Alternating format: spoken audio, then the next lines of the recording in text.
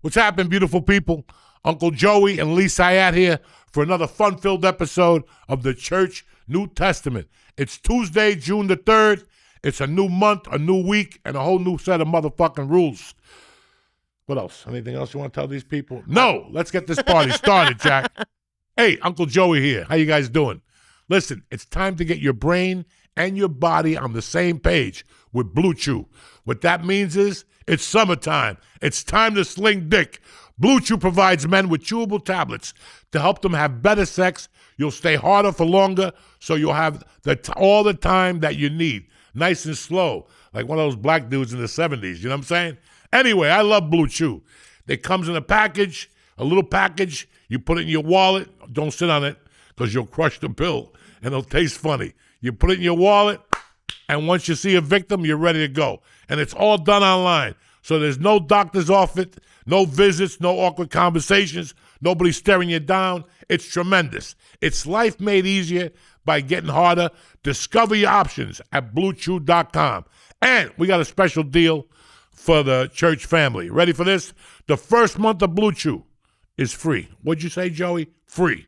When you press in promo code Joey, Joey, just pay $5 for shipping. Who's better than Uncle Joey and who's better than Blue Chew? Nobody. That's promo code Joey. Visit BlueChew.com for more details and important information. And I want to thank Blue Chew for sponsoring the church, and I want to thank you guys to get ready to sling some dick with confidence and love. Try Blue Chew. Free. Promo code Joey, Joey. Thank you. God bless.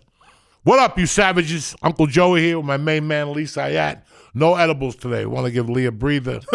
We got a guest, Last week he was rocking back and forth like one of those weebles wobbles. But I never seen anything like that in my life. You were fucked up, what Jack. Do you mean? You saw, there's 8 years. No, nothing like that. Way worse than that. George said you fell asleep 4 times, that you fell asleep behind the computer over here. Oh, yeah. Oh, my God. His daughter, I forgot about that. 8 o'clock at night, falling asleep like Johnny Bean Beating. I wasn't falling asleep because I was tired. I'm tired. It wasn't. I didn't need a nap, dude. I fucking passed out in the Uber. I would hate to hear what George's daughter said because I was just asleep. Oh yeah, I kept telling her we'll be ready to leave in like 10 minutes. It was like LA times. It was like LA when you would leave at like midnight. At 2 in the morning, I'd wake up and I'd be like, oh shit. Oh my God, yeah, that was because I don't. Who knows what you even gave me? I gave you caramels. No, 100 milligrams. Yeah, the caramels were 50 good. milligrams. Yeah, but you probably resin. pop an ABX and snort it. We popped an ABX. No, I put it between my toes on the drive up. So when I give it to you, it's nice and chewy and fucking jelly. So I got fucked up by mistake Saturday night. I mean, gone, man. My daughter and my wife went somewhere. And I'm sitting there, it's 5 in the afternoon. I'm like, I'm pretty fucking bored. I got nothing to do till about 9. I go, let me see those mushrooms. And I didn't have big pieces of Enigmas. I had like just crumbs. So I don't like the taste of the crumbs. So I went out into the garage, and there's a box of chips in my garage. So when the kids come over, they reach in and they have these popcorn. I don't fucking like popcorn. But for some reason, this Wise popcorn or something like that. Oh yeah, that's good as shit. It's not bad. They're little bags, little tiny bags. I ate 2 bags of popcorn and maybe 3 handfuls of the mushroom dust, right? Oh. I sat there for a little while. I did a couple one-hitters. The girls weren't coming home. I go, you know what? I'm going to take a ride. I had to go get sneakers. I've been looking for sneakers for 3 fucking weeks. I've been going everywhere. I can't find my sneakers. So I go, let me go get some sneakers. It's Saturday. The stores will be empty. I'll get there like 5. Dog. I had to turn around and freehold. Like I had to pull over and stop the sirens in my head. Like I was hearing like that type of shit.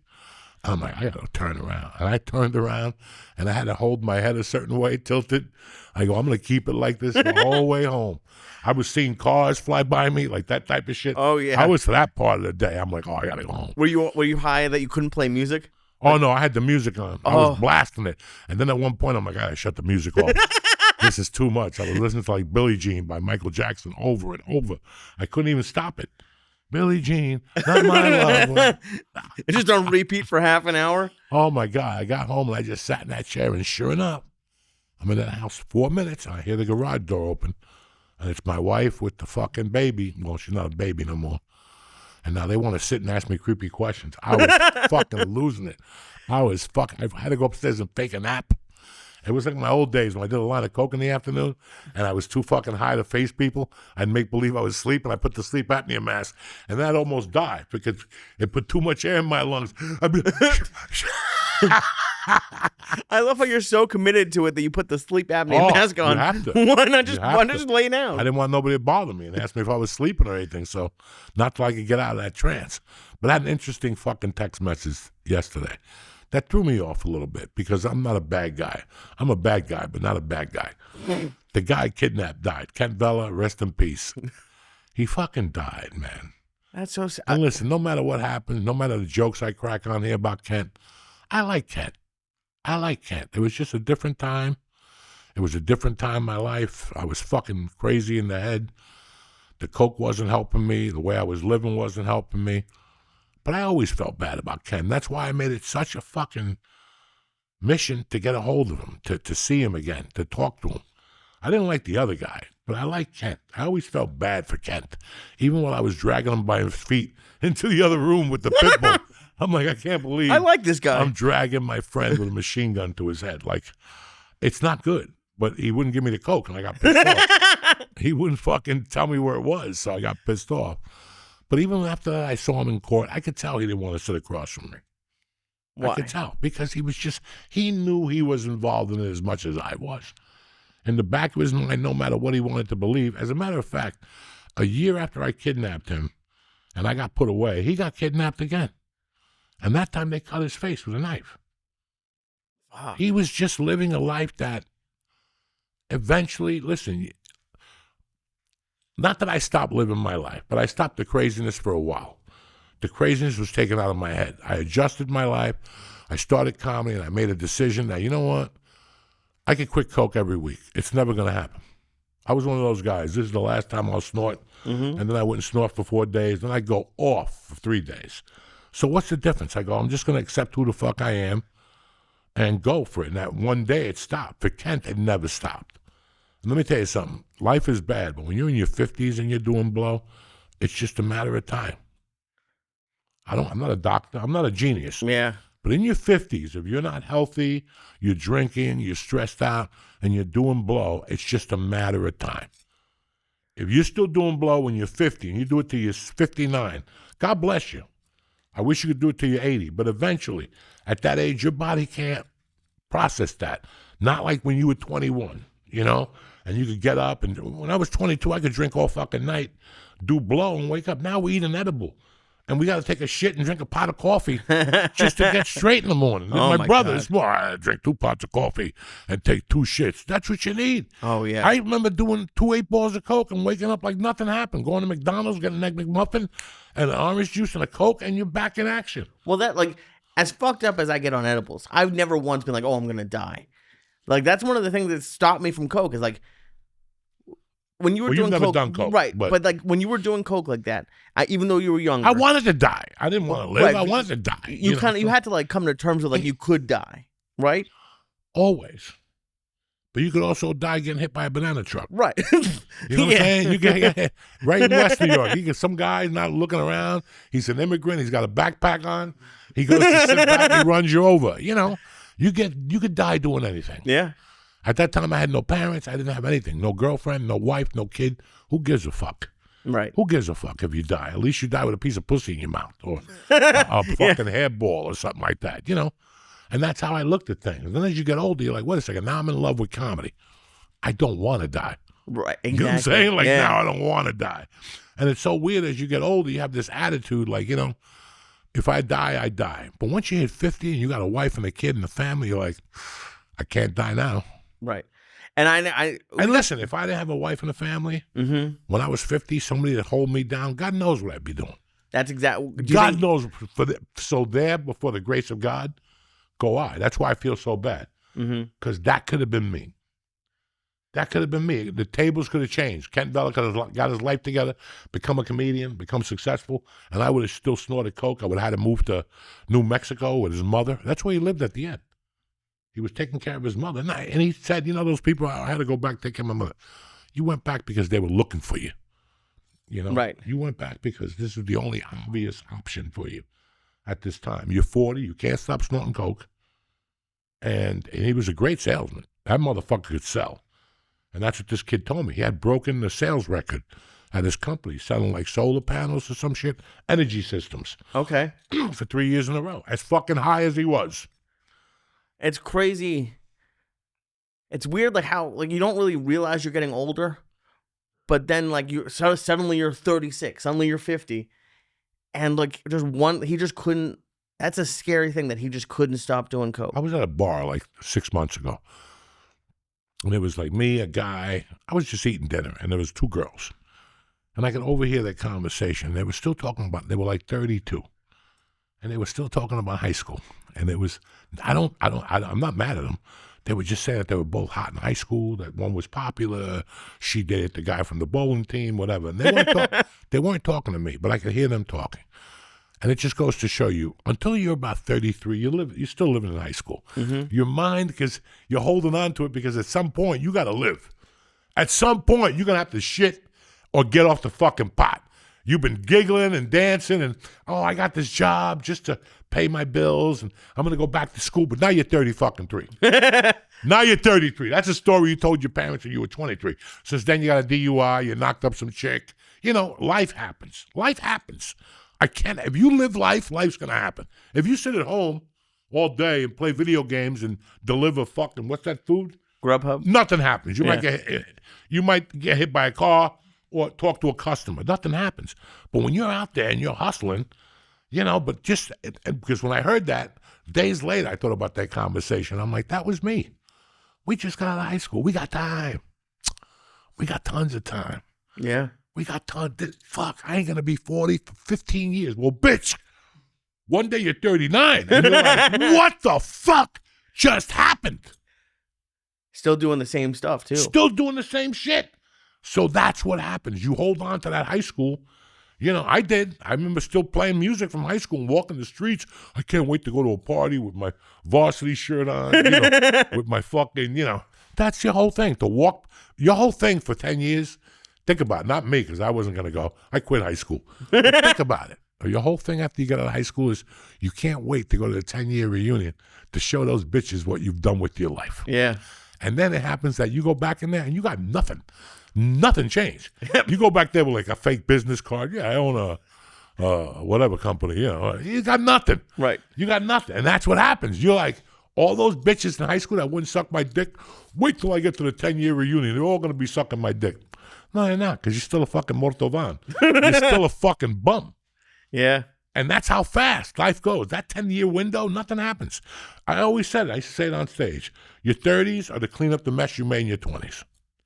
Oh, shit. Okay. Basically, that's what your 30s are. To clean up the mess. You got this girl pregnant. You got knocked up, had an abortion. Your eye popped out. Now you have to live at home with your parents. That's what your 30s are. To clean up the stupidity you did in your 20s. Now, if you're Joe Diaz, you kept doing stupid shit in your 30s. So now you got to clean that shit up when you're 40. Right. And now you're cleaning up the stuff when you're 50. Yeah, and it's like so it's better just to get on the horse and do it, because you keep putting it away, you keep procrastinating, and life does pass you by. Dog, I did a lot of things in my life, and I'm 62, and I'm like, man, I wish I would have done this. Yeah. I wish I would have done that. And dog, I did everything. I snorted coke, I jumped off buildings, I went to prison. I did it all. I got chased by the cops. I chased people. What didn't I do? Where didn't I live? I talked to people, and they're like, you lived in Aspen? You lived in Boulder? These motherfuckers haven't left Jersey. No. They never left Jersey. They still live on the same block or maybe 3 blocks from where they grew up. To them, to me, I'm like a fucking world traveler. Yeah. Yeah, and you know what? It's weird. I was just thinking about it this week.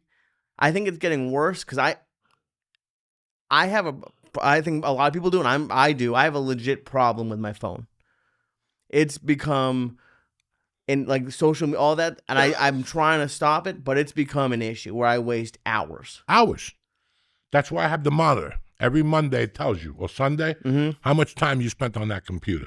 Once I go over an hour, it shuts down for 3 or 4 days. Mm-hmm. That's it. You should not be on that thing. If you're a business person, you're trying to strive, and listen, I get caught on the computer. Yeah. But I don't get caught on social media. I read. and I go into these fucking, I don't mind reading, but it's not like I'm going to go on Instagram for an hour. No. There's nothing on Instagram. Facebook, there ain't nothing on for an hour. Nothing. And there's nothing on Twitter for an hour. If I go on the computer, basically I play the DraftKings. Right, but at least that you can make money. Dude, I'm ashamed to admit it. I will spend, if I'm bored and don't have, I'll just scroll shit that the people show, a day in the life of me working at a coffee shop, and they just show themselves making coffee. I'm like, what did I do? What is going on? You got to get off, and you got to take your social media off your phone. Yep. And just have it when you get home. That's why I don't have Facebook or Twitter on my phone. Yep. Never had them, because that's what it'll make you do. And once you see people on phone, dog, every time I go out, it makes you put your phone in your pocket. Because anywhere you go to a restaurant, there's 4 guys sitting, they're all on the phones. Mm-hmm. If there's 4 girls sitting, they all got their phones out. If there's 2 couples sitting, 2 people got their phones out. So you have to say to yourself, you know what, it's time to put this away. I think people, look at, what event do you go? Anytime you see an event on TV, what do you see? What do you see? Yeah. You're at a fucking Knick game, Game 6. All the money. 10,000 a ticket. 10,000. You go anywhere. And then you get in the car, you get fucked in the ass, and now you can't dial 911 because the phone is dead. You're getting raped. Now you wasted your fucking... Which you're never going to look at. Right? Oh, no. You're never going to look at. Or who are you going to show it to? Okay, I can see you going, okay, I'm at a Led Zeppelin concert. Bam! Bam! One song. Because if you come to me and you go, look, watch this. Well, listen, enough. Put the fucking phone away. Oh, especially for that, because the audio quality is terrible. They're bouncing. There's someone in front of them. I don't get the... Last week, it was the beginning of Memorial Day. My friends went down the shore. You said, they're at a club. Dog, everybody's like this. There's a DJ Loser. DJ Hugo, coming direct from Staten Island. I got my phone out. Like a fucking idiot. That's what it is. I grew up on memories, and I still have those memories. Those memories are implanted in my fucking brain.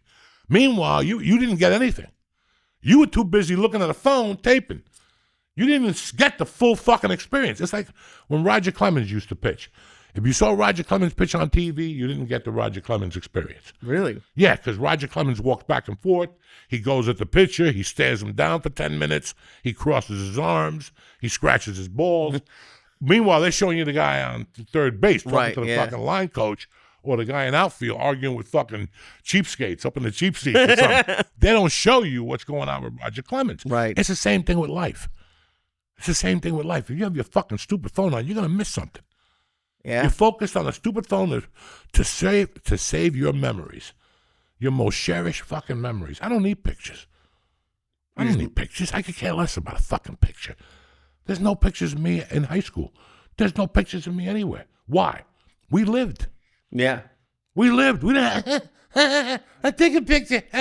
You're taking a picture. There's no Coke on the table. You got Budweisers, like all faggots, holding on to your beer. Ooh, look at this with a Miller Lite. Well, oh boy, aren't you fucking cool? Right. You're drinking a beer, whoopee, with 5 other faggots.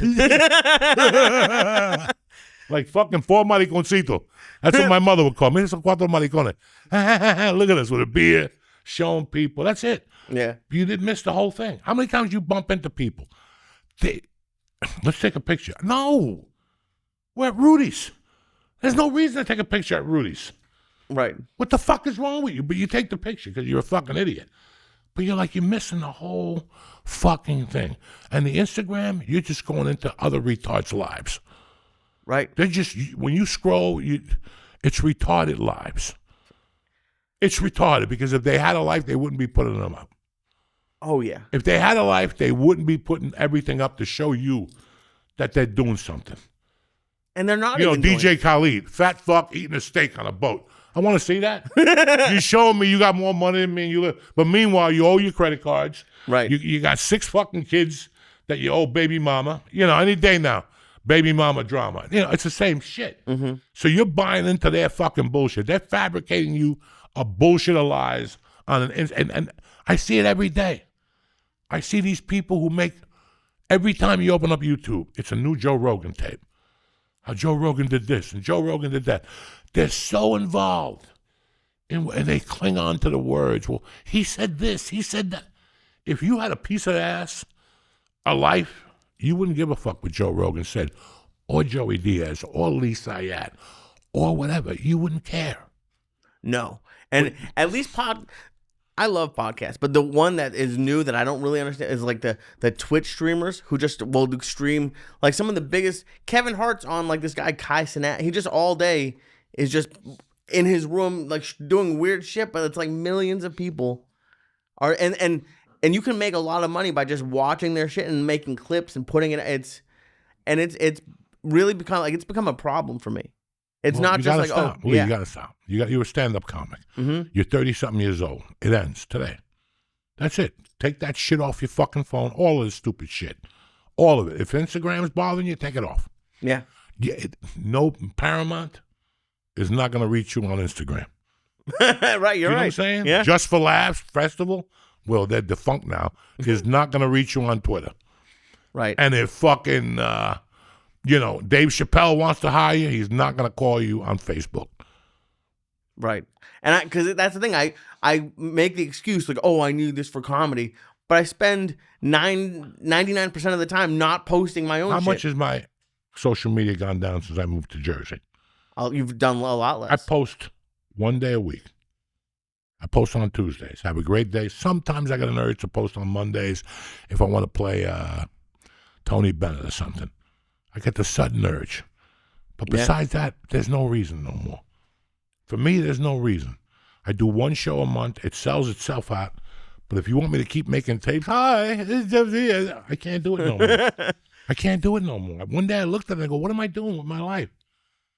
Because in the point, you start thinking that they can't live without your stupid video. Yeah. That was our Monday motivation thing. You really start believing that in your mind that they can't live. And then one day you sit there when you're sober and go, am I a fucking retard? Yeah. And it's listen, for all you comedy comedians out there, let me tell you how it is. Dave Chappelle has no social media. Dave Chappelle has no websites. Dave Chappelle has nothing. He pops up a show and it miraculously sells. So I want you to think about that. Now, if you take that same mentality, you're going to die for 2 years. But after a while, it might be better for you. Right. Because you're not constantly, every Monday, I got to go through Instagram on Monday. What do you see? 50 stand-up. Everybody wants to put their stand-up on there or them in front of a theater showing you the people with 1,000 people behind them. Right. You follow me? Like, yeah, just bragging. You know what? If you look at my resume, it says stand-up comic. How much more stand-up comedy do I have to put on there? Try something different. Put a picture of you roller skating and fall on your ass. Anything. It's like today I was going to make a boxing tape when I was at boxing gym, and I'm like, again, who the fuck wants to see me hit a fucking speed bag? But the guy always says, tape yourself doing that and then show it to me. And I'm like, I'm not in the fucking mood. I don't have the common sense to get a tripod and hang the I just want to go work out. Right. But now if I'm, you know what I'm saying? Like, it just got all that shit to me was like, they don't need to see this no more. They already know I will not make a tape of me smoking dope ever again. Wow. They know I smoke dope. I got to come on there every day and it's 120 times. They know you smoke dope. Right. After a while, you look at yourself and you're like, he's a fucking old man acting like a fucking child. I can name 3 guys that are still smoking dope on there that don't look good. Yeah. Enough. They know you smoke dope. Enough. Right. Enough. Give them something different. Show them a picture of you playing chess. Like if I ever decide to learn how to play chess, I'd do a tape of me getting beat up playing chess. Because that's an angle they've never seen me done before. Right. But everything else they've seen. Well, you got a new joke. So you got a new joke. You got to show them now. Make them come see it without showing them that. Make them come to your show without showing them that. All right, we'll be right back. We're going to bring on a special guest we got. I'm excited about this guy. I've been trying to get this guy on for fucking a year, but I got sick and shit. We'll be right back. We're going to talk to you a little bit about DraftKings and UFC, what is it, 316 this week? Live from Newark, New Jersey. We'll be right back. All right, you savages. Uncle Joey here. It's UFC 316 coming in hot, and it's time to find out whether a sequel is better than the original. Get in on the action with DraftKings Sportsbook, the official sports betting partner of the UFC. And it all goes down in Newark, New Jersey this Saturday night. Now, if you're new to DraftKings, here's your shot at cashing in at the right time. You ready? New customers, listen to what Uncle Joey's doing for you with DraftKings. That's why I partner up with them. Because if you bet $5, I'm going to give you $200. No!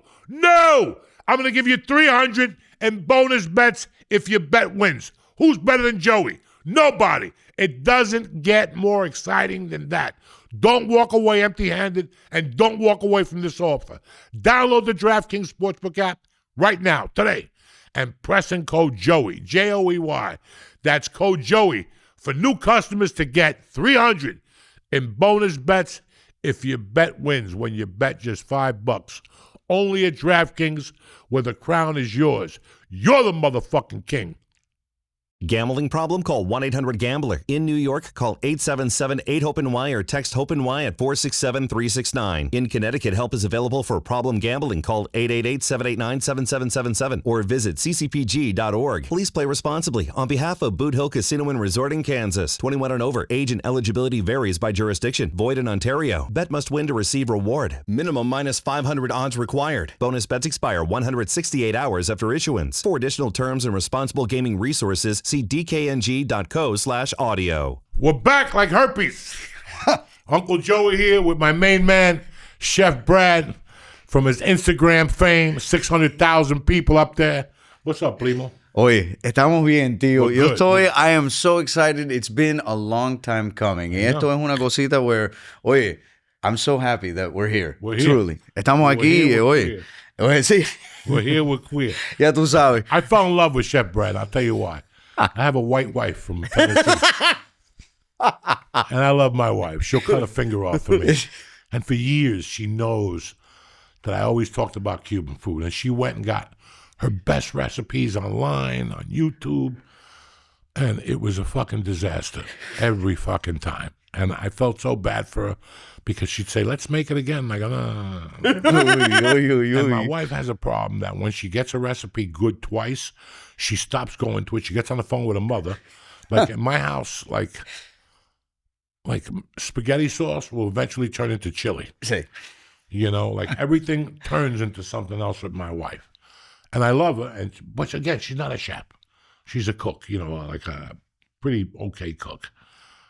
But when I showed, and I told her one day, I sat her down, I go, listen, you're forbidden from Cuban cooking.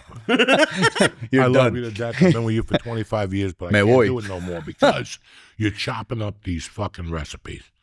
You're destroying my insides. You don't know how much you destroy my insides. I am not some wannabe Cuban that talks about Cuban food. I'm Cuban. I'm very traditional.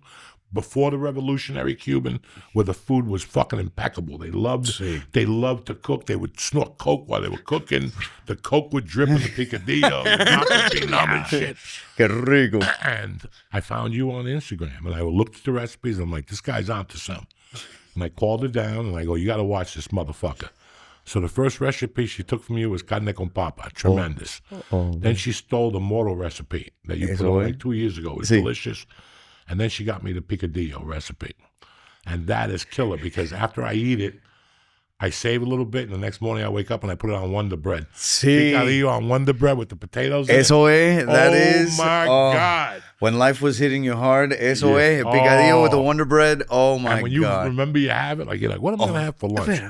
Picadillo. That taste in your mouth. I even make carne con papa sandwiches on white bread. Exactly. I fucking love that shit. It's the textures mixed with just like you were saying earlier. That papa, when you cut it in half and it's perfectly brown, ahí colored with all that sazon, pero the middle's nice and white. No, people have no idea when you cut up when a Cuban potato with a dish called carne con papa, number 25 at Versailles. Say it's not. That's how strong my fucking game is. If you ever go to Versailles, just say 25, whether it's Miami or California. 25. Carne con papa, number 25. Number 25, baby. Okay? 25. And when you cut, I remember going to Versailles in California and cutting the potato. The whole thing was white. I'm like, I'm in the wrong restaurant because the outside has to absorb the gravy from the fucking meat. And that beef gravy and the bouillon they put in there, and it's brown on the outside. But when you cut it, deep in the middle. Blanco. It's fucking nice and white and clear. You don't know what that taste does to your fucking mouth. Your mouth, you can feel the flavors of the It's levels. a flavor memory. It makes you go back in forget time. about it. You know, Forget about that's like why I love the Cuban food. Porque even Lee, oye, you don't look like you eat Cuban food all the time. Pero when you had it, it's just nostalgic. I had nothing to Nostalgic. compare They don't to. make no Yeah, Cuban- no. Cuban food in Auschwitz. That's the thing. I think no, they would have lasted a lot longer. Dude, that rice, and I've never had, and I'm sure it's not like that Versailles in the valley that we went to. And they had that garlic chicken. I'm sure it was. I know the one that you're But talking that about. garlic chicken, even bad Cuban food, to me, as someone who doesn't know much about it, is the first time I had that crispy chicken, and it wasn't fried, but they did something to it with that garlic sauce and that we were talking about before. You just give me black beans and rice, avocado, and some sort of meat. I'm good. I'm good too. Oh my God. I don't have, there's just, for someone who grew up in the Northeast, not around, it was just white people. There was good food, but it's different. It's different. It's boring. No, yeah. There's you don't know until you know. See, sazón. That's truly, I think, what it really is. People don't realize that, the power of the bay leaf is what I always tell everyone. If you just want your food to be good, just throw freaking bay leaf ahí adentro y que se jode la cosa, porque that bay leaf will impart that magical flavor of ño su madre, that every time you bite into those black beans, it's a different world. Porque I feel like a lot of them, Central America doesn't really use a lot of sazón and all that stuff, obviously, pero that's the whole Central and Middle of America is where the iodinized salt thing came from. Porque no one had iron, no one was doing that, and they go, coño, we gotta put it in the sal porque estos se van a morir. You know what I mean? So people use iodinized salt, and when they cook with it, it kind of screws up the flavor, I think. So I feel like when people do cook, and a lot of Cubans, I feel like they try to stick as natural as possible when it comes to ingredients and stuff, como sal and bay leaves too.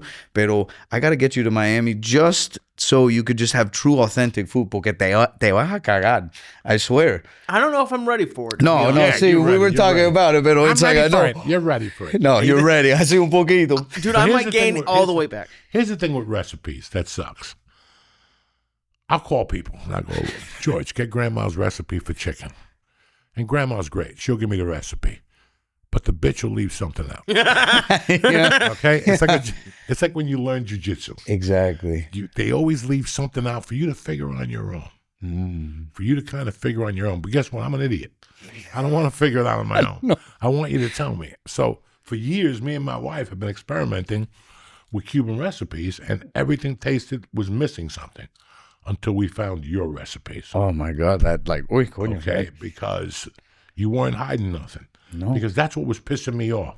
That we would cook it to the fucking, I'd sit there with a aleto, white wine. What's that wine? Like camarón enchilado. Camarón enchilado, That another thing. dry wine. That dry wine, that's the whole fucking thing. You just let it reduce, pero nadie shows it. Nobody shows you that. No one tells you. And this is the only person that you gave us legit recipes. I became a fan because I'm like, most people leave something the fuck out. Siempre. And you got to figure it the fuck out. You got to sit there with a spoon at night. And that's one thing that you did that I really liked. The moro. I fucking love moro, even though it'll put 20 pounds on 20 pounds. Because you make that shit with pork grease. No, pork grease. Moro is truly it's a dish that we cook for Nochebuena, for parties. It's black beans and white rice cooked together, so the rice has this like tinge, right? Okay. A lot of these restaurants nowadays use like that dye that still back, I think in the probably 60s and 70s, people still used el moro and the little dye, whatever. So when you go to a restaurant, you'll kind of see when it's not authentic, porque it looks like black, like kind of like that, like spaghetti. Sí. Literally. Pero when you cook an authentic one, you let the grease of, like, you render down pork, you really put the bay leaves in there. And like I always tell people, whenever you have like dry spices and stuff, throw it in with all of the hot like grease and stuff like that, porque se cocina, and that allows it to like open and give you those flavors that you're like fighting to like figure out, you know.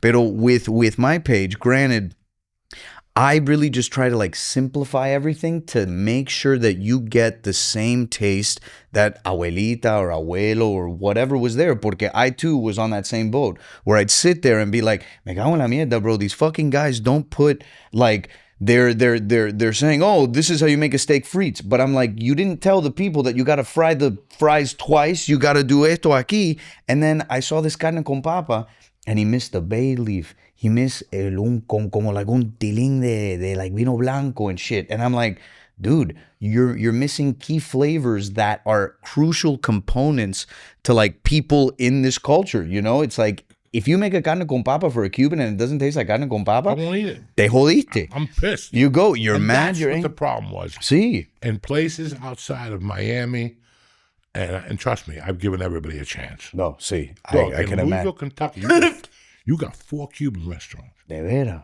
And 3 of the people are from Union City or West New York.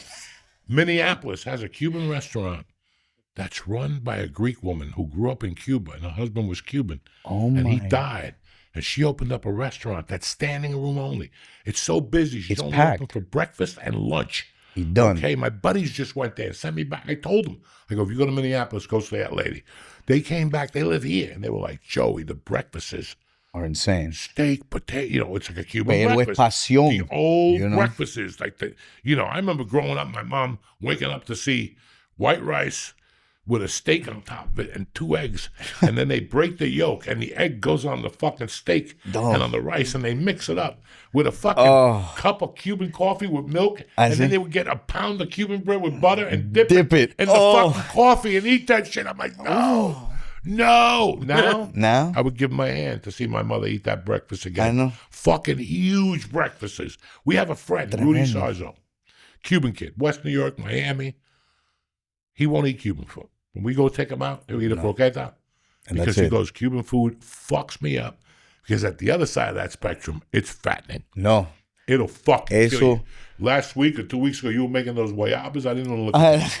I don't look at that shit. Porque eso es, you have no idea the amount of pastelitos that I fucking made. Yeah. Everyone was like, oh no, make a pastelito. Porque going back to your point with Lee earlier on about like Instagram, right? Like being on Instagram and Facebook and YouTube y todo estas cositas, right?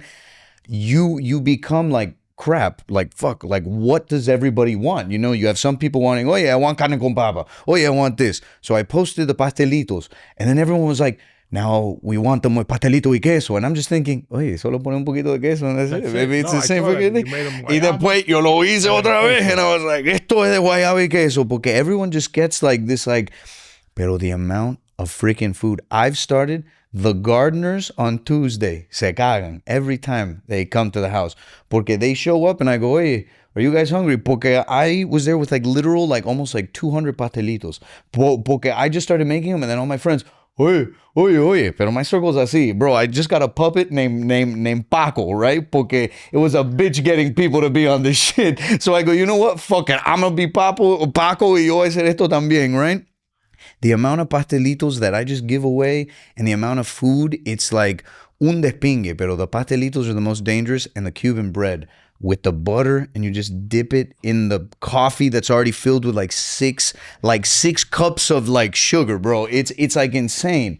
And then people think yo estoy aquí jorobado porque obviously, like, if you had una colada, you wouldn't sleep for like 9 years, you know? Like, what's a colada? Like it's like just like the meth of Cuban coffee. Como it's just like the first press that like comes out, right? You take it and you mix it with like 3 things of like sugar, bro. Y tú solo estás ahí. And it becomes this thing that if you just like lick it, a little bit of hair on your nuts, you know? And I'm going like, oh, what are we doing, baby?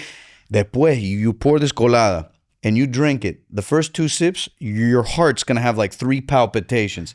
And then you're going to be like, coño, yo creo que me voy a cagar. And then you're going to look at someone and be like, yo creo que yo me la voy a cingar. Porque esto es, oh my God. You get horny. You get crazy. It's like leche de tigre, pero like Cuban. You know what I mean? It's nuts. And you drink it, and then you smoke a cigar. Oh. To really like that motherfucker. No. Y después te revientas el toilet. Pero this colada, people freak out porque everyone, they drink it in like thimbles, you know, in like a little thimble. Porque if you have more of that, you're going to have a heart attack. You're done. No, I fucking... Starbucks can suck your dick. Yeah, no. Starbucks Did you is fly to nothing. Miami International? Sí. Okay.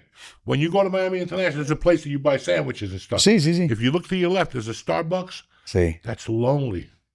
Empty. A couple dumb white fucks going Empty. there. Lonely. They got one guy. He's a one-man show in there. Sí, no. They don't Papa sin sal. Because I'm not paying $4 for your ice water when for $1.25 I'm doing meth right from the fucking boat. Right from the Shit boat. the cartel sells. Unless you're an idiot and you don't know anything about coffee, No. go to Starbucks. No. You take your ass over to that place. You get a coffee. You get a Cuban sandwich for breakfast, and you buy 3 sandwiches to go. Tell them not to put it in the oven. No. And you bring that motherfucker on the plane with you, and when you get home, you throw those in the oven, and then you eat. Shit. Yeah. Shit, boy. Now, who taught you how to cook? No, so it was crazy. My grandmother, right? So I grew up in Miami, born and raised, todo eso. My grandmother, my mom owns a restaurant in her and her cousin, her brother, right? So my uncle owned this restaurant in Miami called Bahamas Fish Market, right? Back in the like 70s, everyone who like just got off the boat y todo eso, their mothers would start working in this restaurant to like make money for esto, whatever. The moment I posted about that restaurant, all these people like kind of like were like, holy shit, like you were part of this y todo eso. It's such a Cuban staple, and I didn't even realize, you know? Growing up, going back and forth from Bahamas and seeing my like grandmother there, we'd always go to her house after. This bitch would put me up on the thing and be like, oye, ¿tienes hambre? I'm like, sure. She'd cook me up arroz, and then she'd do the little egg, and then the garbanzos, y después todo eso. I would just sit there and watch, and she had this fucking bird, bro, que siempre me mordía. I don't know what the fuck it was, pero cada vez, bro, I'm there watching it, and I'd be like, fuck this bird, you know, whatever. I get so mad, pero over the years, like 7-8 years passed, and like I didn't realize that like I was like keeping it there, you know, just watching her do her things, and I didn't realize that it was gonna like stick with me. Después, I moved to New York to pursue like acting school, right? Tremendo despingue, bro. They put me in this school. They go, get a leotard. I go, oye, papo. Esto es de Walmart porque esto es duro, papa. Porque bro, leotards 6 a.m. movement class, right? And we'd be laying there, bro, laying there. No, eso es una mariconería que I was like, bitch, yo no, this isn't my shit. I want to be, no. I want to be funny. I want to be charismatic. You're telling me I have to come into a leotard, move like this, and then I'm going to cry because I'm pulling socks out for a scene. Go fuck yourself. Por favor. So I left the school. I go, pa la pinga. Pero when I really learned how to cook was during this period, because I had a lot of friends from like Europe and Australia from this acting school. They've never had a Thanksgiving, right?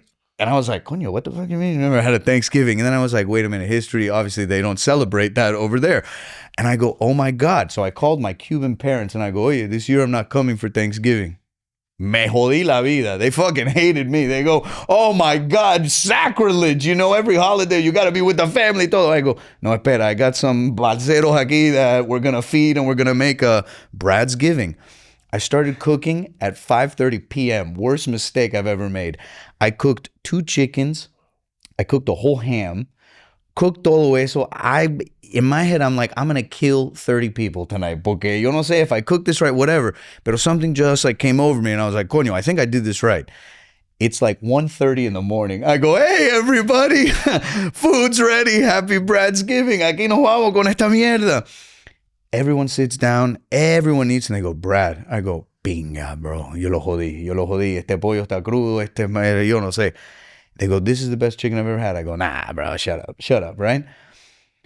I spent another year in New York. Every day I walk past a culinary school, and like I don't realize till the last week I'm moving out of New York, right? Every day I would walk by and sit there and be like, coño, qué clase thing. They're just playing with food. I want to do that.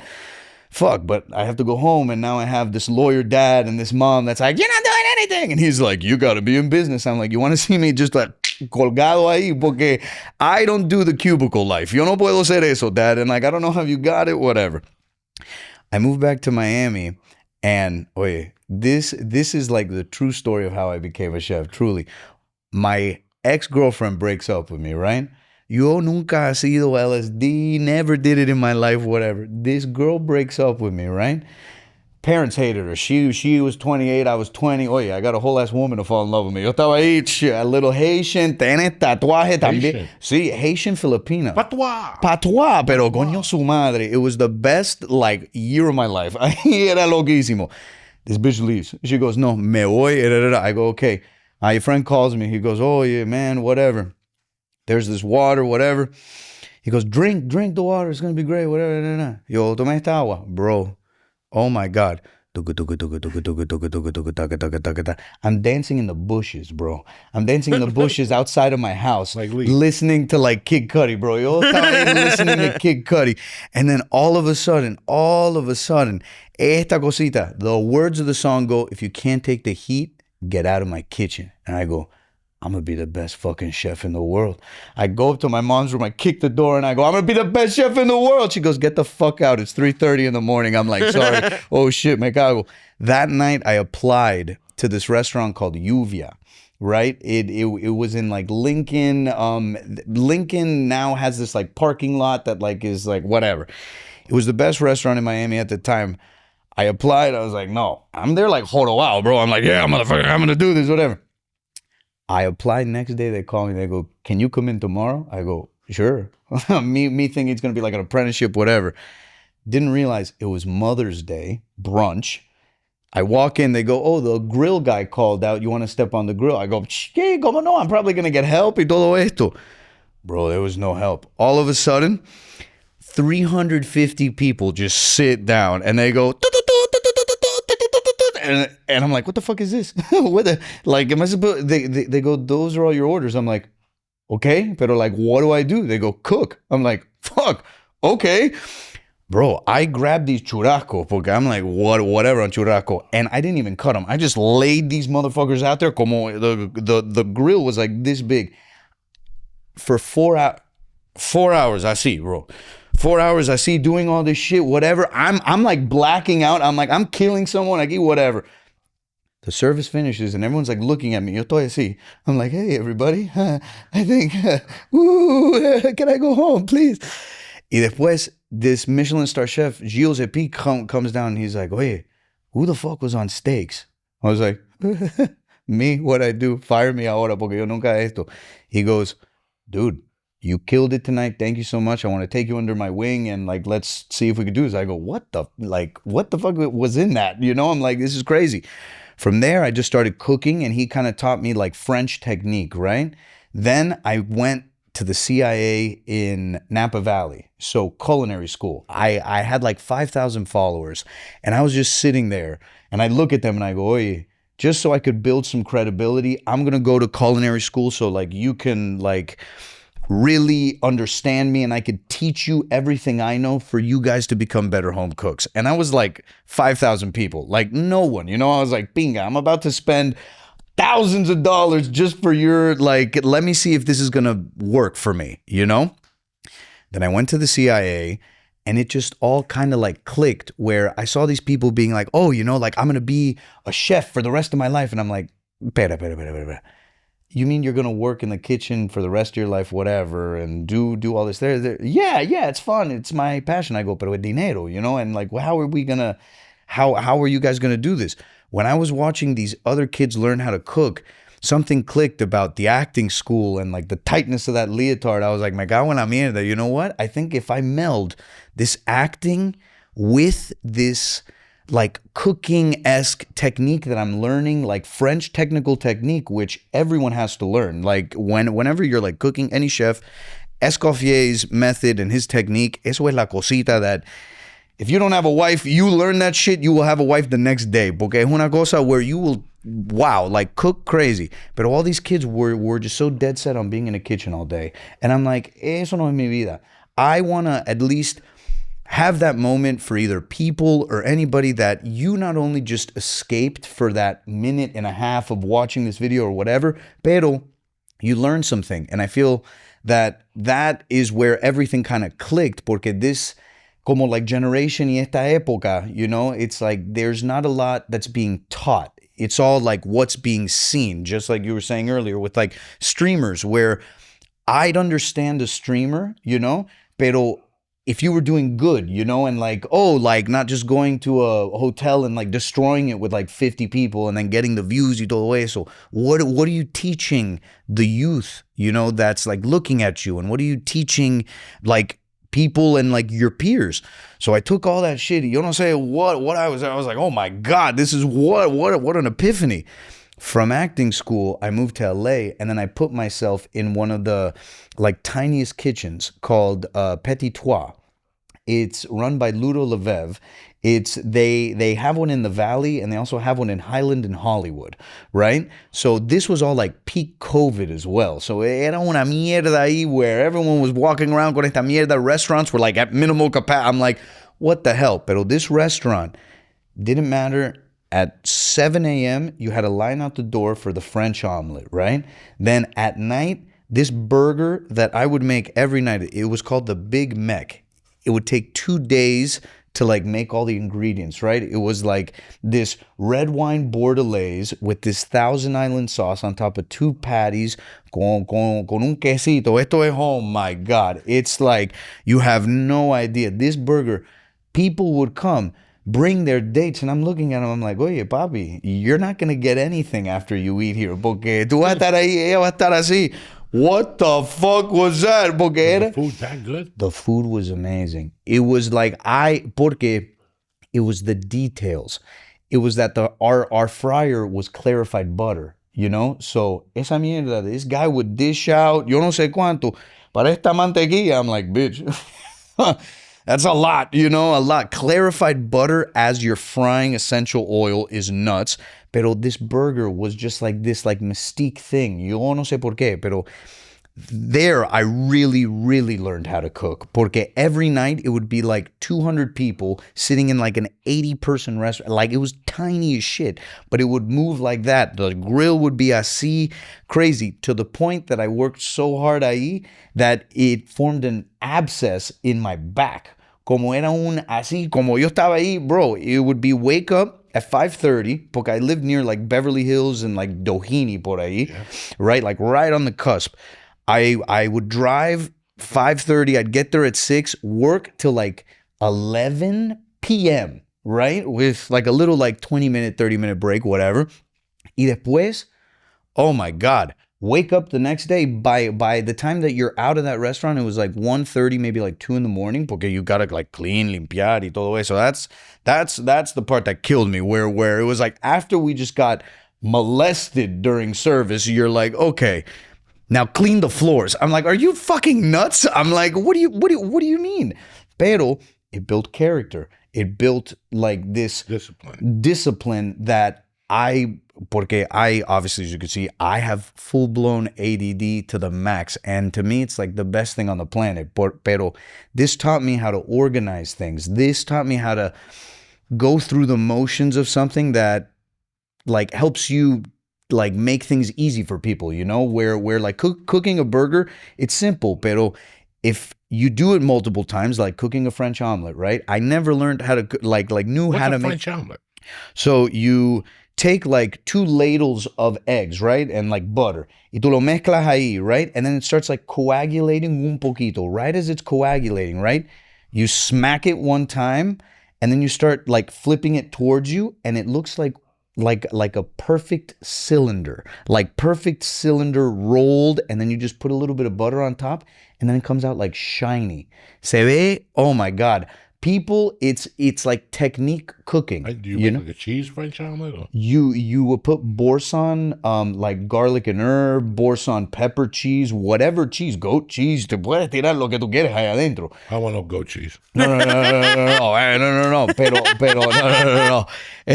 no. Goat cheese no, pero boursin in there, eso sí que sabe rico. Pero people would line up, pero in there is where I learned how to cook. Después se despingó la cosa when the Hell's Kitchen team reached out. That was like nuts. They see my Instagram. I still had like 5,000 followers. I wasn't doing anything. Yo no estaba haciendo nada. And these people reached out and they're like, oye, do you want to be on Hell's Kitchen? Pero they like sent a DM from an account that had like 2 followers. I go, either I'm going to get raped or esto va a ser como una cosita aquí where, okay, this is like real. So we go and then the amount of tests, the blood test, the psychological test to make sure that you're not freaking crazy and you go in there and be y mata la persona. It was the craziest test. It was 3.5 hours. 2 of those hours was a black screen and a questionnaire where there was like someone else watching me answer these questions. But the questions were crazy. It's like, so would you ever kill your parents? Hey, yo estaba ahí like, just don't make a face. You know, I was like, pinga, bro. If I make a face, like, you know, I was like, oh my God. Every little thing was there. The blood test y todo eso. I went on Hell's Kitchen, and that is where I truly became Cuban. It was the craziest thing ever. Porque when I lived in Miami, I wasn't cubiche. You know, I wasn't like, oh, blah, blah, blah.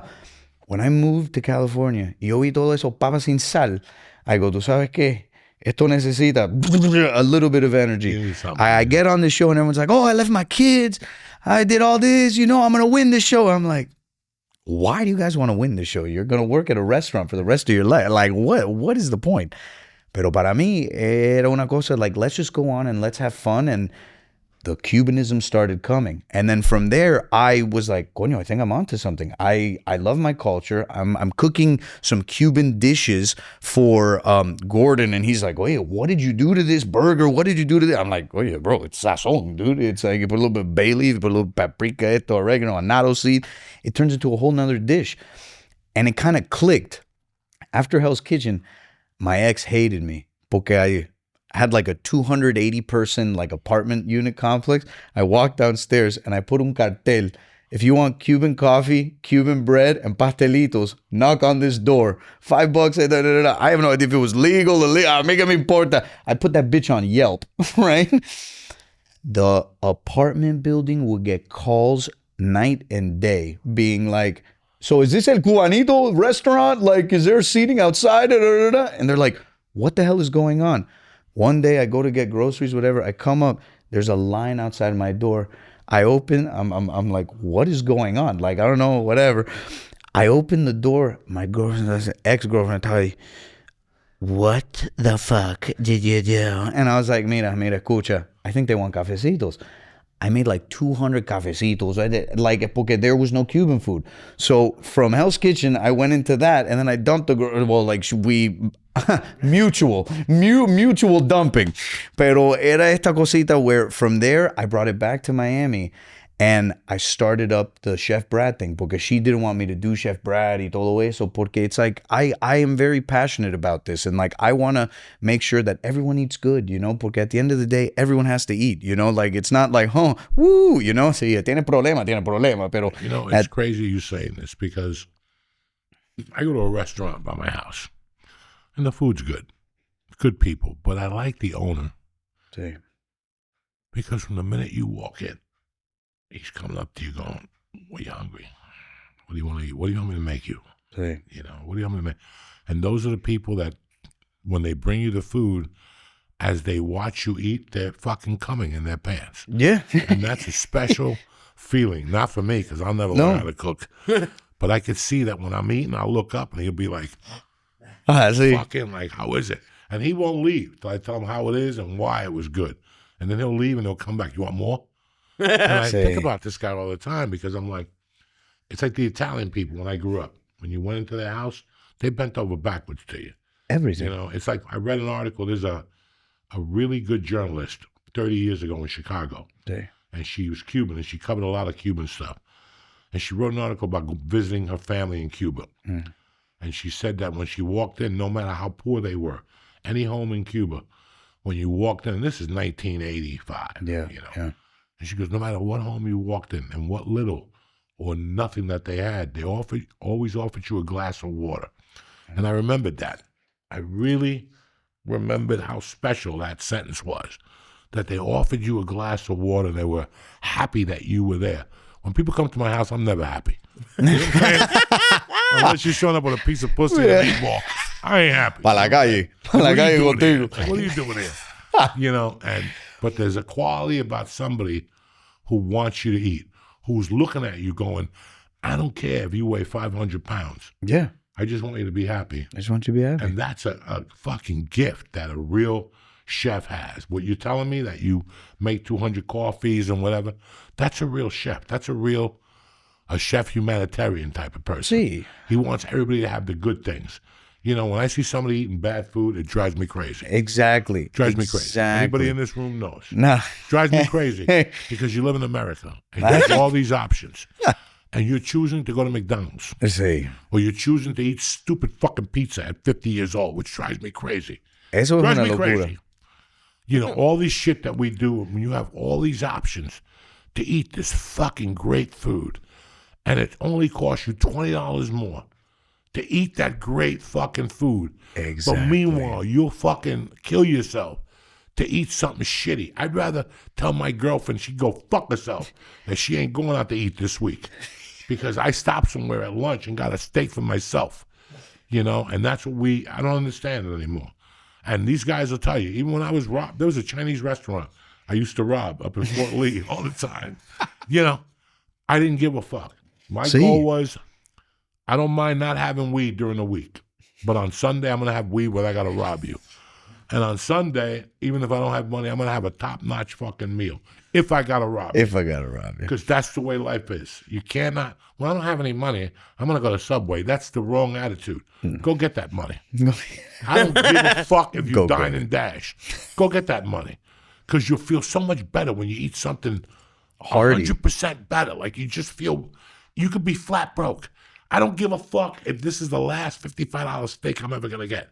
I'm leaving this restaurant with $3. I paid $50 for the steak and I gave a $20 tip and I drank water just so I could sacrifice to eat this fucking great steak. We've forgotten that. Yeah. And that's why, every time I drive by McDonald's, I go, who the fuck is eating this? And okay, there's financial limitations. There's people that don't make a lot of great money or whatever. But man, that's one of the things you live for. Yeah. Is to eat good. Every society, they showed you pictures of it. 10 fat dudes, with a fucking table of fucking food. Sitting Whether it's there. Christopher Columbus. I just saw a picture of these. They have these Indian guys that fuck 14-year-old boys and they wear like a little mask. Even those guys, they feed these little kids before they molest them. These little kids dance for them and shit. I saw that on Instagram. See, that's worth looking at right there. I don't want to see no fucking guy doing stand-up or another podcast on Instagram, or you giving me a live report from what cheesesteak place. I don't want to see that. No. But 8 Hindus eating Hindu food, and they're like 50, and they got that little chubby. You ever see that fat dude that shakes? That wiggles? What is he? Yeah. Wiggle. He just dances with his belly. I would put him in front of my restaurant. No matter what I sold.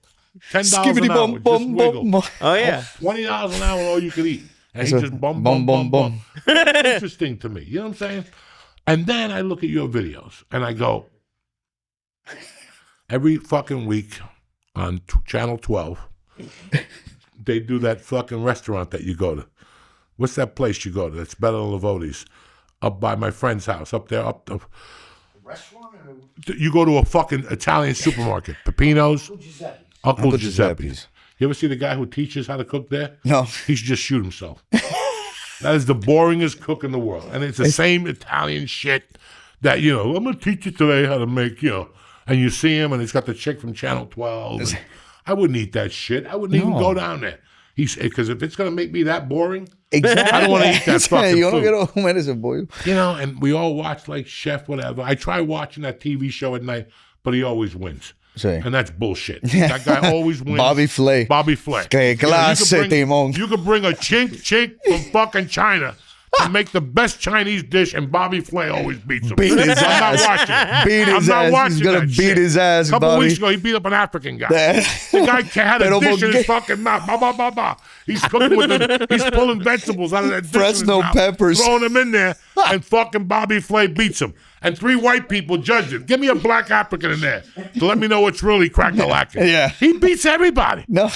He beats everybody. No. Even in their own, he could come to the. He's worse than the Knicks. He only wins away. That guy can come to England and fucking, it's amazing. Dude, you're upset like you lost a bet against for Bobby who beat Bobby Flay. I lost again against my wife one night, my daughter, because I'm like, how the fuck is this Chinese guy gonna lose? He's a Bobby lock. Flay, I know. This guy can't talk. He's got a cat on his shoulder. He's a fucking lock. And Bobby Flay just beats him, and I'm like, nah. No. This motherfucker. Then you had Chef Leroy. What's his name? The Italian guy that molested somebody. Badali. Yeah, that poor bastard. He made a Rocks. comeback recently. I know, those orange Ain't frogs. nobody buying into that. No, motherfucker. you see that in an All those alleyway. guys. Batali. No, See. there's another guy. What was the guy 20 years ago? The Pero Italian his guy. pasta's good. Emerald Lagasse? Batali's pasta's good. I Yeah, swear. for His sure. his No, recipes are what's- crazy. Emerald Lagasse. Emerald Lagasse. He did Bam, something too. yeah. Bam. He did something too. Bam. You did something better than Bam. I mean, there's times I show you videos to people and we just fucking die of laughter. And I'm the comic. And I'm like, look at this. When you sit there on the thing waiting by the stove and the fucking hitting What shit. about when he makes a fire coming out of his ass? He's like, Oh, yeah, the fire coming out of Fire- there. And you know, at the end of the day, that's what people want to see. See, That's yeah. why you're so memorable. That's why you went from 5,000 people to 600,000. See. It's like now I'm seeing people doing dates. Hi, I'm going to be in Chicago on Saturday. It's the most boringest video. I wouldn't go see you. No. I wouldn't go see you. You wanna feel the I want to energy. see you, somebody get mugged. Here I am in the corner of Chicago. Watch this. I'm sorry. I know Joey's going to get mad at me. You know what I'm saying? Tape a fucking bum getting kicked or something. Then go, I'll be in Chicago all week. That's what sells. You walking, like I saw a friend of mine in front of a brick wall. I thought he was about to get shot, like they were going to shoot him. Hi, I'm going to be in Kentucky Friday and Saturday. Well, that's where I'm not going to be. Done. Oh, Not going my to be. God. So how did you, because now I see your story. You went to acting class, the leotard. I hated that shit. The French do, because those French cooks got to stick up their ass. No, too. no.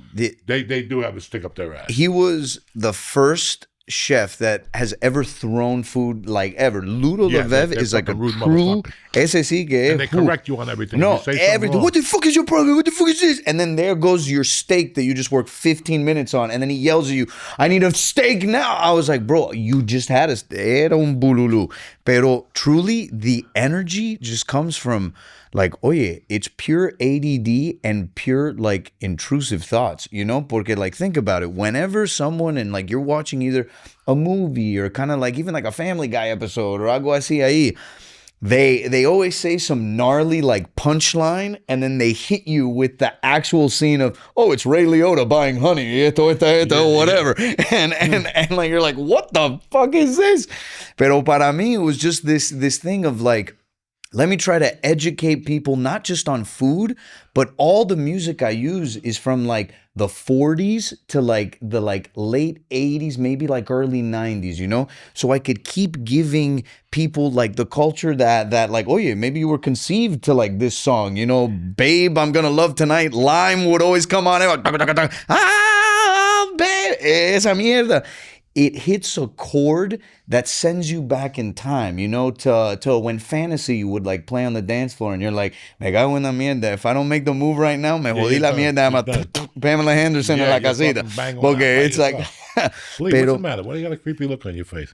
¿Qué pasó? I don't know what I can. Dude, it was so we were walking here when we took the bus because you were talking about like the 80s.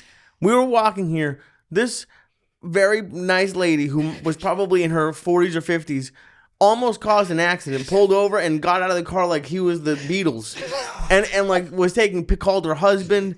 It's crazy. But it's like I was telling you when we were talking earlier, like the thing that you and Joey have just naturally that I wish I had is just like that energy. And I don't know how I don't know how you do it. Like the energy that you two can have and get so excited about Pastelito, it's amazing. And then like you make yourself fly with the smoke. There's puppets on your show. Hilarious when you make yourself fly. With Bro, it's crazy porque it all harkens back to my love for like growing up. Like, oh yeah, my like mom would be like, oh yeah, get home from school, you do your homework, you vete pa cuarto, or go play outside, whatever the hell. I'd go upstairs and I'd somehow always stumble upon like Penn and Teller, right? And these like magicians and whatever. And then the art of illusion kind of started like, if I have this angle, right, I have all this space that I could either put something in, I could put a box here that I could just step on, pero with the angle, it makes me look like yo estoy aquí volando como un fucking cohete, baby. And it was this thing where the art of the illusion, I try to keep very like old Hollywood too, you know, like practical stunts, no like CGI, porque yo no tengo, bro, I got Cuban parents, I ain't paying for that shit, and I'm not gonna pay for that shit tampoco, bro. CGI is un de pinga.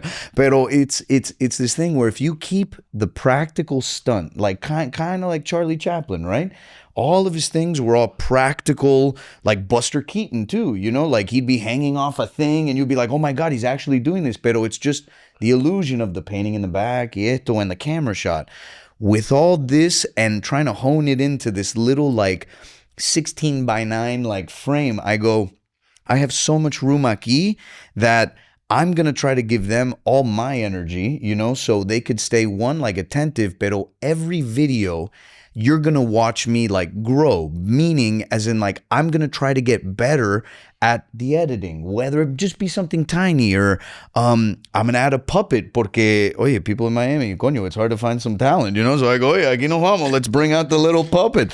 So, and now I have Paco, you know? And then when I have Paco there, it's funny porque the kids are also really into it. Also, my like demographic blows my mind porque everyone swears on their mother that like I have like 2 crack rocks up my nose every time I do a video porque it's like, good morning, everybody. Pero no, bro, it's una colada, un poquito de marihuana, and I just go, vamos, aquí nos vamos. Let's cook some good food, but make sure that everyone gets the same knowledge, fun time, and kind of this like escape from like religion, politics, toda la mierda that's going on for like everyone. I just give you a space where I go, oye, today you might see Paco, tomorrow you might see a burrito sabanero talking, pero you're also going to learn something. So when you're out on a date or algo así and she goes, oh, do you know how to cook? You go, yeah. Porque if you don't know how to cook and tú estás ahí haciendo eso, bro, cook just like you were saying, like take the time, go out, buy yourself some nice ingredients, right? And then when you cook it and you see and just follow along on these very like simplified, like it's not about measuring. And that's like another thing where it's all about taste and feel. Even if you don't know how to do it, I always tell people, solo cocina sin miedo, you know, like without fear, because if you cook with fear, it shows in your food and whatever you do, you know? So if you just go into it where it's like simple steps, you first put this, y esto, y echarle todo esa mierda, it comes out like a different animal. And I feel like the energy is just like the passion, you know, where like I'm like passionate about this shit, where like if you tell me, coño, I'm hungry, I'll go, dude, show me the closest market and I'll go in there, I'll be like, give me that, boom, 7-course meal para ahí, pero it's nothing fancy, no fucking frou-frou. I don't want the Michelin star porque todo es. It's just a lot of love, a lot of compassion, and just like, oye, this is just me sharing a story with you, and hopefully you like taste this and it'll transcend that flavor memory and send you back in time to when your mom, your dad, your abuelo, your abuela did something. Porque that is what I think this generation is missing, is that heart like chord of like, coño, you know, like I came from like this awesome culture, you know. These motherfuckers just order food. See, and they get delivered to the house. They have no culture. It's garbage fucking food. It blows my mind. You got the fucking guy touching your food.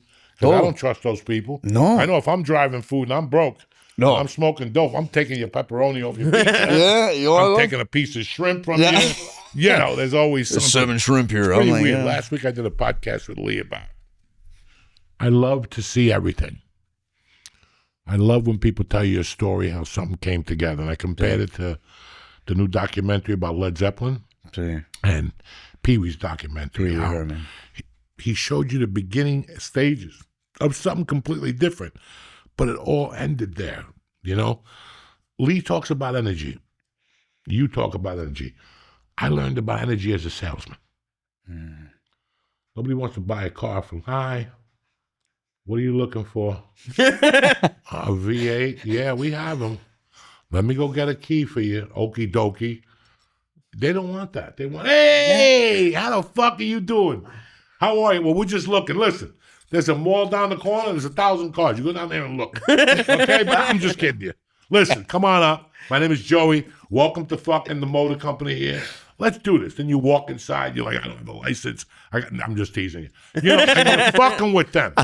You're fucking with them, but at the same time, you're pressuring them. Exactly. You don't even feel it. You're pressuring with them. Boom. Because if I just come out and go, no, go to the mall and look. No, I'm fucking with you, but I'm telling you right. And then you look at them straight in the face and go, listen, I'm going to take good care of you, but you're going to buy a car today, right? I just got you. And they don't even know what happened. Right. They don't even know what happened. Energy lost. Energy is your key to when you want to make a point. Yeah. You ever go see a comic? And some guys have a deadpan delivery, and that's what they do. Yeah. So you have to respect that. But there's guys you go see that, you're just making me want to take a shit. I came here to laugh and giggle, and you're funny, but you're not taking me there. I got too much breathing in between. I don't want that. When a guy wins a fight, how does he win a fight? By throwing one punch? No, he fucking berates him. He fucking berates him. Then he sees an opening and he jumps on him and he keeps fucking punching. Yep. That's energy. That's what energy does. And it's not something that you could take a pill for. You could do coke, you could do speed. No. Energy is something that comes from your stomach. It comes from within. It's from within you. It's a switch that just goes off. You know, how many shows we do together? 1,000? Yeah. How many times I complained to you and you about a show? I don't have no material. But as soon as I hit that fucking microphone, I'm like, you ever see the movie Carrie? The microphone gets electrocuted. That's it. Once I touch that microphone, I don't give a fuck about my wife, my daughter, what I'm feeling. My foot hurts. I just got out of the hospital. Doesn't matter. Because what's going to sell that joke, what's going to sell your performance, what's going to sell whatever you're trying to sell is the energy factor. Yeah. The energy factor. It's like you ever go like I remember coming from LA to New York City, and I would go to the Stand Comedy Club, and I would go outside to smoke a joint. And there was nights I'd have to throw the joint away and go inside because the cars were moving so fast on Broadway, or wherever the fuck I was. Boom, boom, boom, lights are switching. Beep, beep, beep, walk the street. And you're like, holy fuck, I don't get this in LA. I don't get this. The only time I get this is if I go to Vegas for the weekend. Beep, beep, beep, beep, lights and people walking. Hey. So I would have to slow it down. That's what I'm doing to you. I'm slowing you the fuck down. I don't want you to get anxiety, but I want to get your attention. I want people to say, I'm not taking my eye off him, because if I do, something might happen. I want the waitress to drop a dish, to drop a fucking thing of glasses, and see how many people actually react to her. If you're doing your job, they won't react to her. That's where energy comes in. Your energy beats everybody else's energy. Mm-hmm. Energy is very important when you're selling. You sell on your feet and you close on your ass. Mm-hmm. But you sell on your feet. That's car salesman shit. So when I was selling cars, I didn't know I was becoming a salesman. That's fair. A comic. I was already becoming a comic I'm sorry, not a salesman. Okay. I was becoming a comic from doing comedy. I brought that into my comedic career. When I became a comic, people were like, well, I don't know what to do if you don't get work. Bitch, you get up on Monday. What do you do when you need a car? You get there and you call everybody who came in the last 3 weeks. How you doing? We're having a sale today. There's no sale. There's no sale. No. There's no sale. But my energy, I'm so excited. This car is in. You looked at it. I spoke to the boss. He says he can get you 20% off. He ain't going to give you 20% off. But I'm selling you to come down. I got to get you to come down. That, every comic you talk to, I'm trying to sell tickets. Well, guess what? The connection is you making somebody at home actually get up and come to your show. Exactly. When I worked at the sports betting system, they didn't have credit cards back then, so you had to do everything in Western Union. Louis, are you going to call me at 7 o'clock when the Celtics are playing at 7:30 or 5? You call me at 7 for the hot pick because you lost 3 in a row, and I'm like, we could do this, but you got to run the Western Union real quick. Jesus. And if you do have a Visa card, you can call Western Union and send me the $500 with the Visa card. But you don't have a Visa card because you're a degenerate gambler. So here's what you're going to do. You're going to go inside, you're going to get the $500, and you're going to go to, you know how many times people call me at 725 with the 10-digit confirmation number? I made them get up off their ass to come and pay me for a pick that's just as good as they were going to have. Right. Okay? Just as good as they were going to have.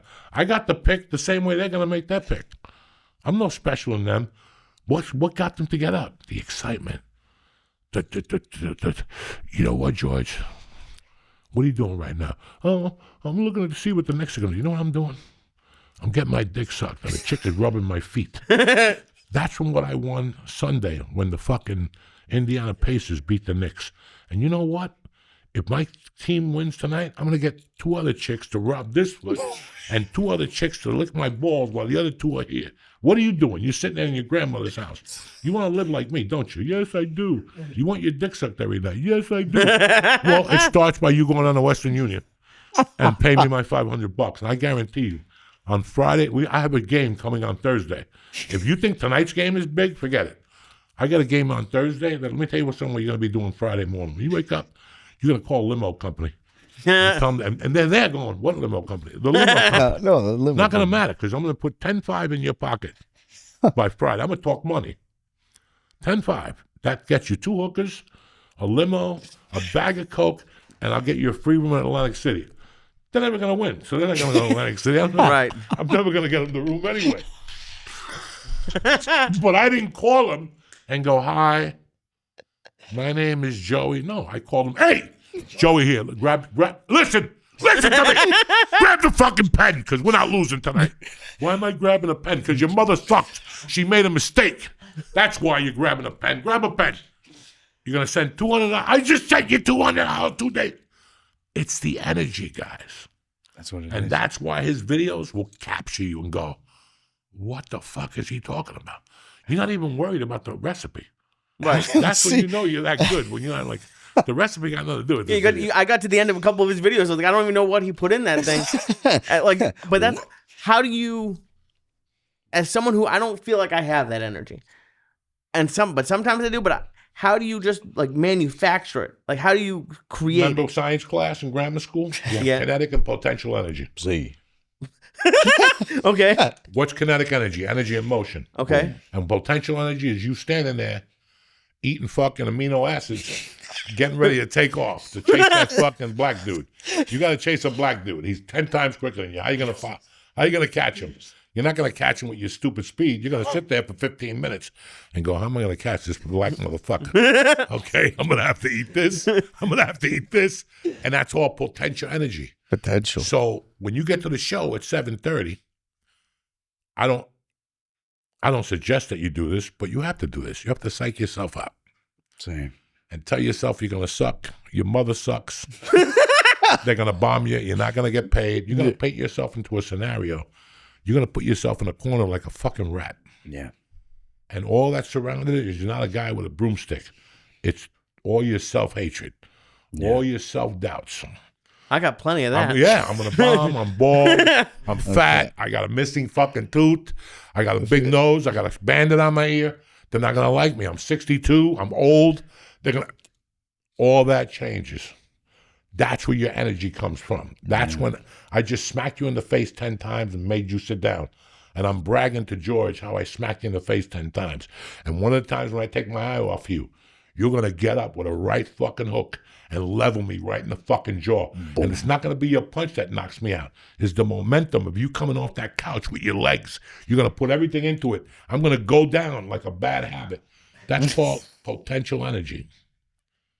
Okay, so I want you to psych yourself out. Okay. So that energy, you back yourself into a wall. Yeah. You're not. Forget about the owners here. Forget about who's in the back watching you. This is you against the world. So your energy will come.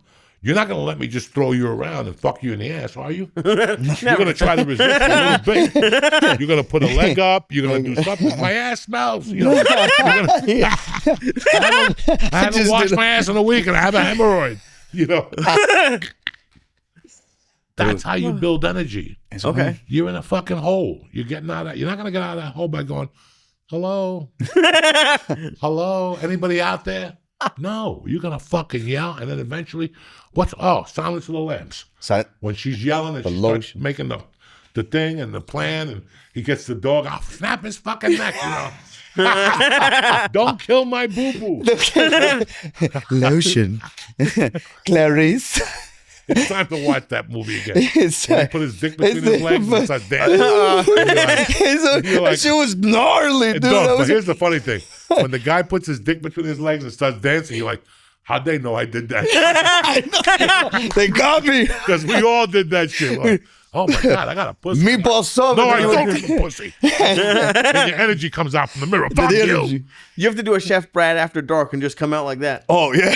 See, no. I'll do the meatball sub. You do the up and tuck, and then you turn around, and then you go, mira eso. Y las dos bolas están ahí. It's like a subway. It's hilarious. No, pero everything you're saying is true. It's that it's the potential and the kinetic energy. Literally, it comes from the moment of, like, think of it. Game 7, 10 seconds left. You have the ball. Está ahí. Put it back there. Pero también think about all those bitches that fucked you up. Think about that time that you wanted something so fucking bad and you didn't get it. And you go, what the fuck can I do to get this shit?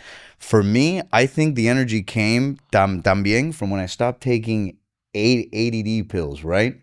When I was a kid, 13 years old, mom put me on this shit. By 15, I go, no, fuck this shit. Porque every time I would get in the car, she'd be like, so how's your day? And I'd be like, I want to die. And like, she's like, what the fuck? Why? And I was like, no, bro, because I just know how to work the parents, you know? Porque the energy sells, right?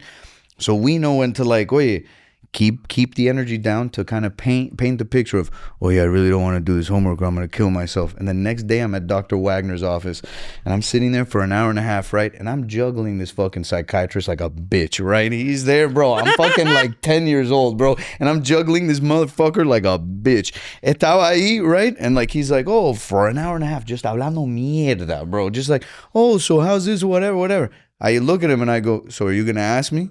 And like, he goes, ask you what? Bro, I didn't want to do math, and I said that I'd kill myself. He goes, so are you going to kill yourself? I go, no, bro. I just fucking hate homework, dude. And this kid goes, or like this psychiatrist, like, calls my, like, mom, and he's like, oh, yeah, bro, just take him off, like, whatever. Just keep him on this ADD medication. Don't take him off, right? Every day, this bitch will give me these pills. I just throw them in the car seat. One day, the fucking dog, bro. I used to take my dog to school. Este perro. I like put it there and like his tongue is all sticky and shit, right? It grabs this little pill y lo pone ahí, right? And I'm holding this dog. This dog just starts getting like heavier, bro. Yo estaba como like, bro, what the fuck is wrong with this dog? Este perro solo estaba ahí like sentado. No, it wasn't dead, thank God. This dog, I put it on the chair. I've never seen this dog solo así. Parao. Just straight up así. I get home that day. The dog is staring at the wall, bro. Así como. He ate the Adderall? Bro, he ate the Adderall. It was nuts, porque I would never take it. And then the moment I got off of it, that is when the energy stayed. All of these like different pills, porque tanta muchacha, bro. Every bitch I know goes, oh no, I'm on it. I just need to take a little pill. And I'm like, that's bitch. That's to my man in Austin. I go. Girl gave him an Adderall. It saved me that night though. No, I bet. Pero it's like all these bitches. Oh no, I'm a little sad. Bink. And I'm like, bitch. You're about to be sadder in like 6 hours? Holy shit. If you think you're sad now, prepárense. You didn't like the Adderall? No, I've never done it. People always say... I did it, and then they switched me to this other one called Quillivan, where I was like, de pinga, bro, what the fuck are these names? Like, what are you going to start? Just don't stick anything in my ass. You know, like, whatever. Pero once I realized what it did, right? Where, like, I'd go to school, and by 8:30, I was like this. And then, like, I'd be sitting there, and I'd be like... Life and time is just moving past me, but I want to say shit, but I can't. Then I stopped taking it and I'm sitting there in class. Oh my fucking God, I'm there. I'm like, what's up, bitch? I need this, esto, whatever. Boy, you went to like lengths of like just, I loved to like just make sure that everyone was okay, you know? Pero that's where that salesmanship energy and that like, you learn it as like everything happens. Pero for me, I always say, the pills y toda esa mierda, never do them porque it'll just change that energy for you. energy comes from the passion and all the hatred and all the shit that's hurt you in your life, and you just turn that shit around. You go, you know what? Fuck, bro. This is gonna kill me if I don't do well. And when the camera turns on and when the lights go on, it's all like that shit goes away. Goes away. And I'm not trying to argue with you. The problem I run into Tell me. is I'll say that bad shit to myself, and I'll talk myself out of doing something. I'm like, oh, they don't want to see this, or this is bad. No. They don't want to hear from me. No. So like, I don't know how to. You're not beating yourself that up. You're working on the day. You're not thinking about your bits. Mm-hmm. You're not breaking down your bits here. Mm-hmm. You're just thinking about they're gonna hate you overall. That you're thinking about all the shit people said to you. You're thinking about the little insecurities you have in your mind, and the energy comes from you proving a point to yourself. Okay. And the energy, energy sells. Energy is enthusiasm. Enthusiasm always fucking sells, Brad, what's your next move? Oh yeah, next move, I hopefully I want to do a cookbook. So either a kid's cookbook and like a Cuban like major cookbook too. Pero porque my like demographic I feel like is like a lot of kids and like people that just need the like recipes. I kind of want to do like a fun like cookbook, like very like outlandish, make it great, where it's like kind of like the joy of cooking, pero there's pop-ups, there's things. You know what you should fucking do? Tell me, You should take these Instagram pages and do like a fucking, what's that shit that people pay you to make videos? OnlyFans? No. Well, that too. Mira eso. OnlyFans with a fucking steak on your dick. You know what I'm saying? Like a fucking with the black beans and rice. Black beans and rice. Mira este moro, maduro from the waist down, bitch. No, what's that shit? Cameo.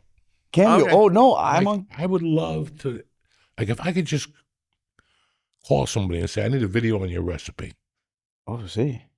Like a video library that you create, just like what you're doing here. See. You should put all those in video library, and people could always, in the next 3 years, shit's going to come on the computer. It's going to blow your mind. Oh, yeah. And I've always said, listen, the computer is a fucking gold mine for money. Oh, it is If nuts. you attack it the right way, Exactly. there's a fortune under that shit. Yeah. And that might be the future. And what I like about your cooking videos, it's not a half hour. No. It's a minute. I love that Max. chick that cooks with Snoop Dogg. What's that blonde that went Martha to jail? Stewart. Martha Stewart. Oh, whatever. tremenda. So all convict. those dishes take an hour. I ain't got an hour to learn how to bake. No. I don't want to really learn how to bake, but bake the most important Cuban stuff like pastelito guayaba. Pastelito de That's guayaba. what people like. I love pastelito guayaba. Once you put the cheese in there, you lose me. No, same. When I same. was a kid, Same. this is how of a Cuban house I grew up in. When we lived on 88th Street. Dessert was always a piece of guayaba with the cream cheese and with Right a on Cuban top. cracker. My mom would drink the coffee, and then they would do a line of Coke because of the digestion. See. That was a Cuban dessert in the 70s. A line of Coke for digestion. Then they'd sit there and they go, man, that line of Coke is doing me a lot of good. You sit there, like, how come I can't do one? I'm tired. My tummy hurts. Oh my God. I'm no. happy that you fucking came here today. And I wanted people to see what you're about, and I want people to go to Chef Brad, the page, if you want to learn how to cook Cuban. He's got pumpkin on there. He's got so many different recipes. Everything. He just doesn't cook Cuban. He makes steaks on there. He Lebanese, does a fucking crazy phenomenal job, man. So follow him. What do you got going on, Lee? You're going to Tampa this weekend. Fuck yeah, I'll be in Tampa. 7 shows. 2 shows. Oh my God. 6 o'clock on Saturday, 7 o'clock on Sunday. I'm headlining. The rest of the week I'm opening up for Greg Fitzsimmons. But 6 o'clock Saturday. Look at the 7 o'clock- energy. Look at it. Look at the energy. trying, There you go, I'm trying. motherfucker. That fucking bitch. I'm trying my best. We have, I'm excited. we have tickets going on sale Thursday or Friday. Go to the Hard Rock Casino in Fort Lauderdale. Tickets go on sale Friday, the 4th, which is Thursday, I think. Whatever the 4th is, yeah. 2, 3, 4 on Thursday. The 4th The is a tickets Wednesday. officially go on sale on Friday for Hard Rock Casino, Fort Lauderdale, September 6th, the night before the Dolphins play. I don't know who they're playing yet. So it's going to be a good fucking weekend. Lee will be there. Chef Brad will be there. George will be there. Nick will be there. We're chartering a flight right from fucking Peterborough. We're going deep. Fuck it. If the flight fall, I'm breaking even on this gig. I don't give a fuck. I'm breaking even. You're like, fuck Newark. You fuck Newark. We're just renting a Teterboro. We can build a plane. Do the whole video for them, get 20% off.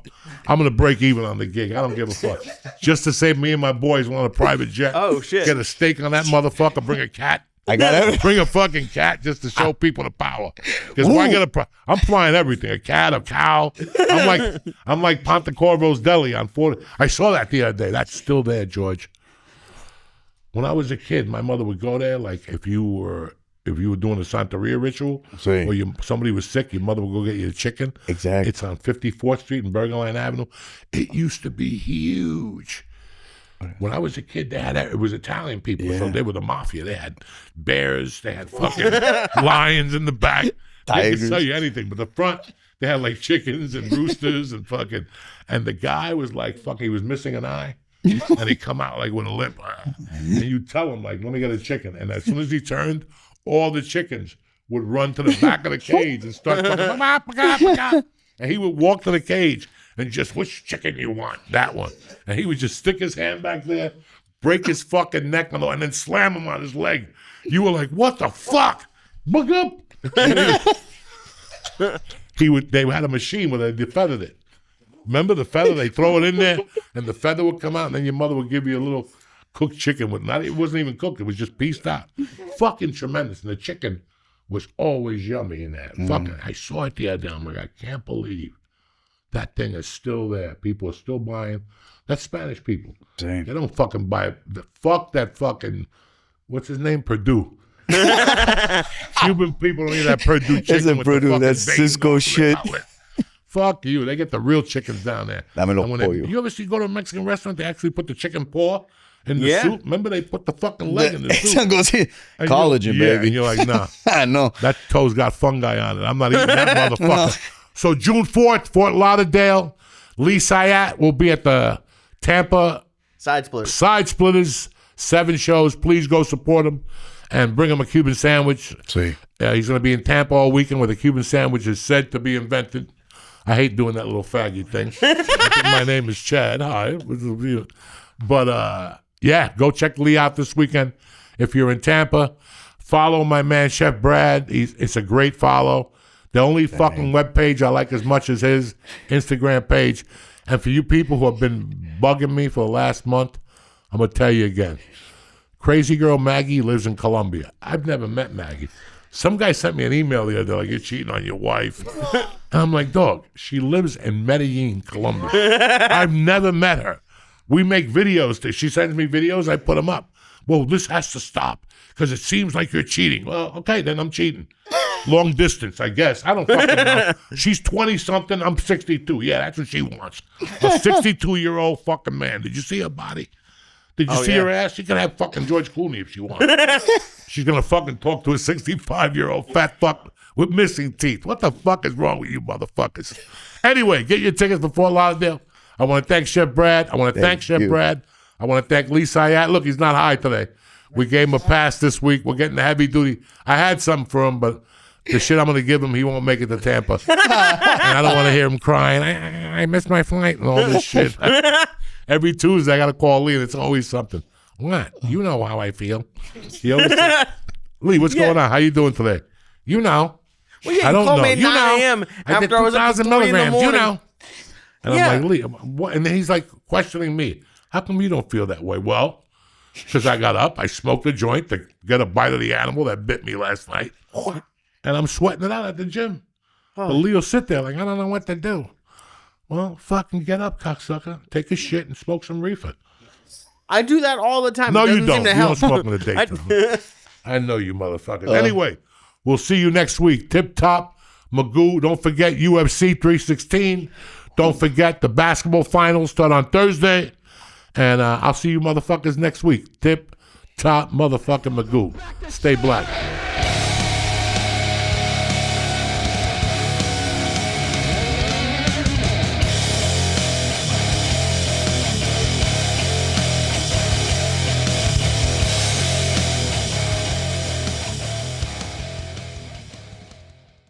Hey, Uncle Joey here. How you guys doing? Listen, it's time to get your brain and your body on the same page with Blue Chew. What that means is it's summertime. It's time to sling dick. Blue Chew provides men with chewable tablets to help them have better sex. You'll stay harder for longer, so you'll have all the time that you need. Nice and slow, like one of those black dudes in the 70s. You know what I'm saying? Anyway, I love Blue Chew. It comes in a package, a little package. You put it in your wallet. Don't sit on it because you'll crush the pill and it'll taste funny. You put it in your wallet, and once you see a victim, you're ready to go. And it's all done online. So there's no doctor's office, no visits, no awkward conversations, nobody staring you down. It's tremendous. It's life made easier by getting harder. Discover your options at BlueChew.com. And we got a special deal for the church family. Ready for this? The first month of Blue Chew is free. What'd you say, Joey? Free. When you press in promo code Joey, Joey, just pay $5 for shipping. Who's better than Uncle Joey and who's better than Blue Chew? Nobody. That's promo code Joey. Visit BlueChew.com for more details and important information. And I want to thank Blue Chew for sponsoring the church, and I want to thank you guys to get ready to sling some dick with confidence and love. Try Blue Chew. Free. Promo code Joey, Joey. Thank you. God bless.